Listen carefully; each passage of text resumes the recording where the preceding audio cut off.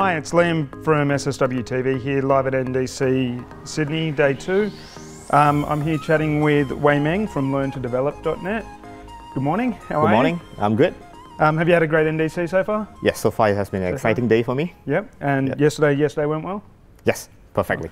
Great, well, let's get into it. Can you tell us a bit more about yourself?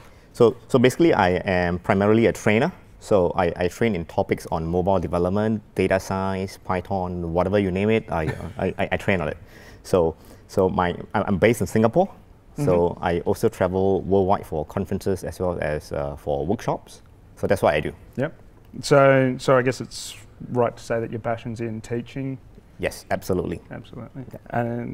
And you mentioned mobile development, so that's you're focusing solely on mobile at the moment? I used to focus primarily on mobile, but lately I have been into stuff on data science, machine learning, because I think a lot of companies are collecting a lot of data.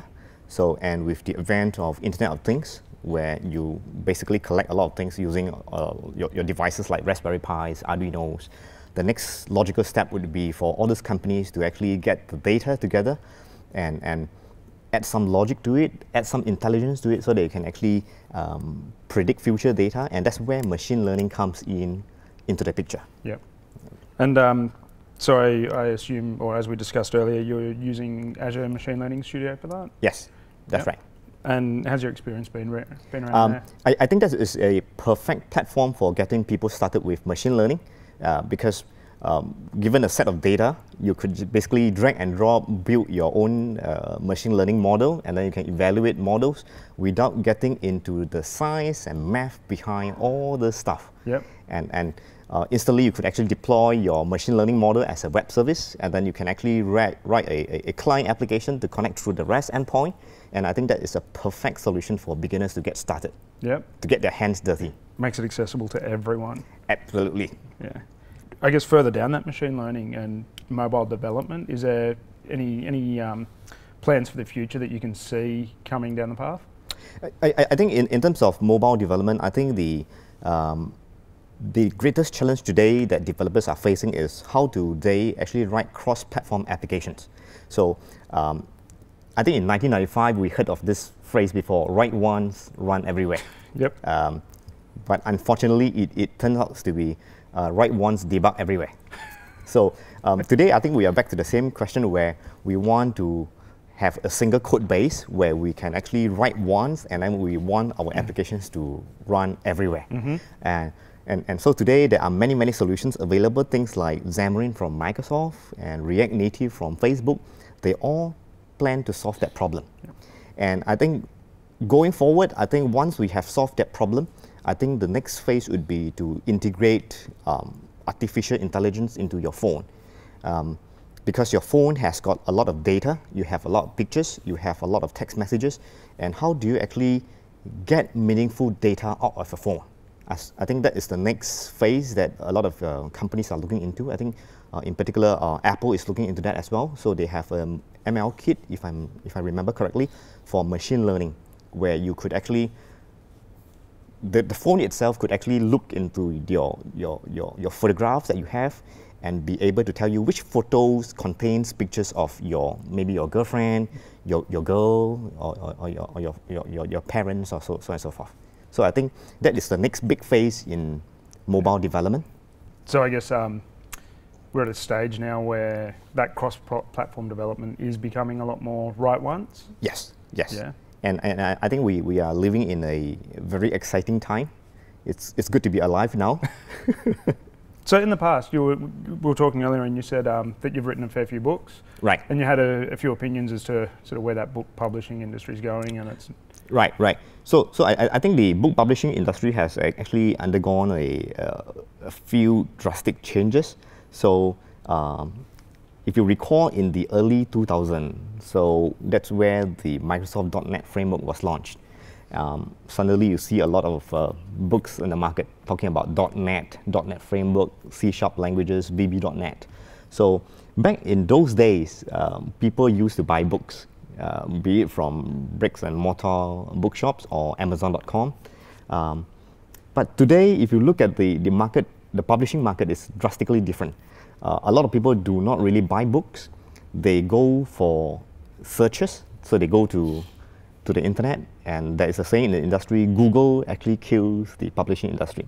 So people are no longer buying an entire book. People are just going to the internet and doing searches, and they want instant gratifications. They want instant results. So I used to tell my participants in my workshop that, hey, real programmers don't write code. Real programmers go to Google, go to Stack Overflow, and copy and paste. Which is in some ways unfortunate, because a lot of people are just copying and pasting without really understanding. Yeah. But things are moving so fast today that we have no choice. But I guess when you go onto the online publishing, then you can actually interact with your readers and your Right. audience a lot more. Right. So I used to write books, but writing books typically takes about maybe 9 months to a year to get a book from concept to the bookshelves.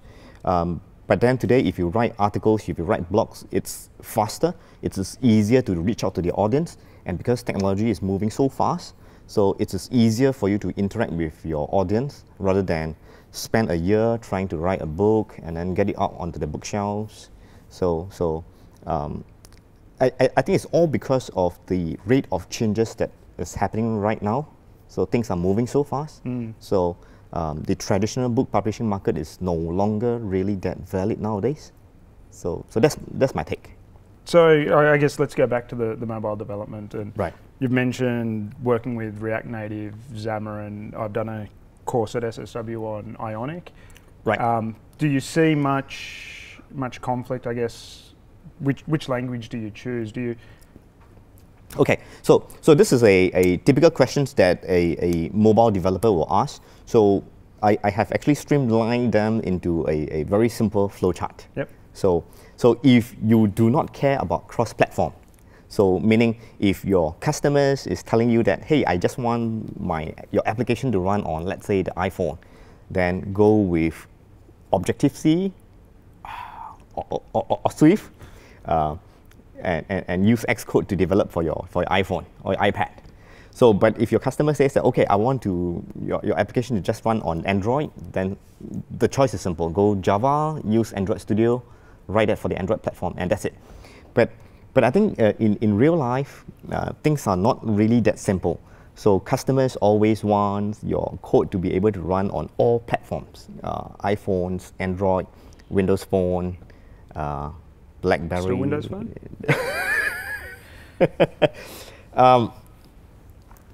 Yeah, maybe 3 years ago that would be valid, but today I think iPhones, Android, and I think that's the two platforms that is enough to keep most developers busy. So if most customers want your application to be able to run on multi-platform. So I think that comes to the next question: what languages should you use? You mentioned about Ionic. So Ionic, together with some other solutions like Cordova, they are what we call hybrid applications. So basically, you use JavaScript, CSS, HTML, and then you write and run your application within a web browser or web view.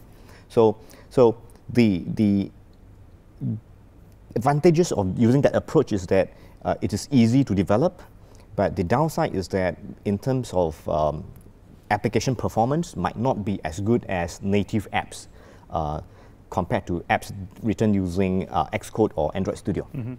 So the next solution that people are looking for would be, okay, so I want to have a pure native app, but I want to be able to write once, run everywhere, and so that brings you to the next solution. So you have Xamarin from Microsoft, you have React Native from Facebook. So the next big question would be, should I go into Xamarin or should I go into React Native from Facebook? So it's easier to decide here.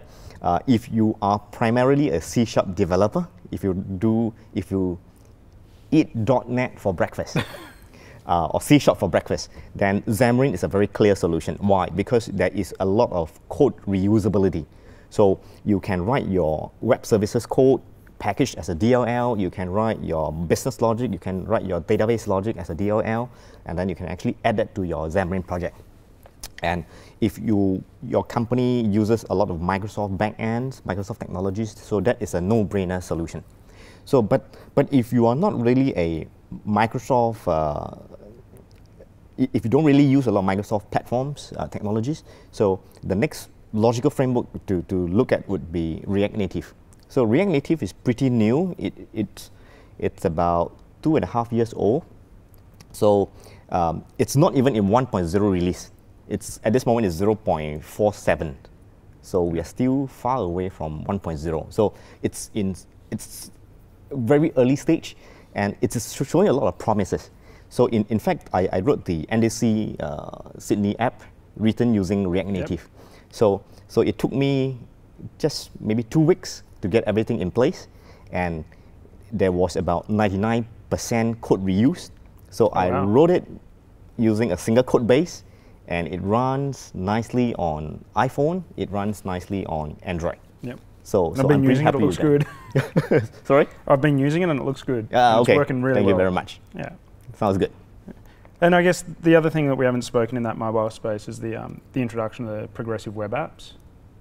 Okay. Do you have much to say in that area? Not at this moment. Not at this stage.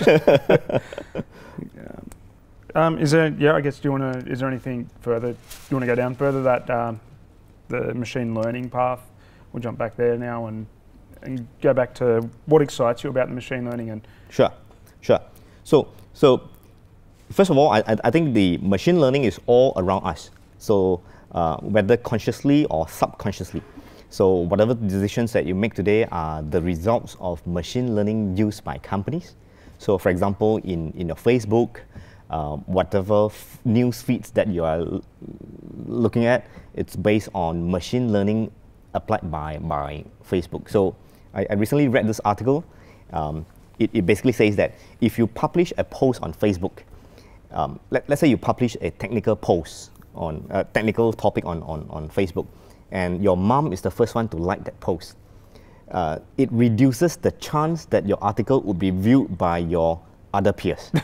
Why? Because Facebook applies machine learning to say that, okay, if your mom likes your article, it means that this must be a family article. It must be a photograph, maybe a photograph about a family gathering. So it might not be really relevant to your other friends. Yep. And this is something that is applied to us subconsciously. A lot of people do not know that. So machine learning is the next big thing, or is already big today. I think with the increase in computing power for the various microprocessors, a lot of things can be done in the future. So with all the data that are being collected, machine learning is going to be the next big thing. That's pretty much the end of the questions I've got. Is there anything else you want to add? We covered most of your passions? Yep. I think I'm done. Yep. Great. Well, I'm Elliott from SSW TV, live here at NDC Sydney, and thank you for joining me today, Wei-Meng. Nice chatting to you.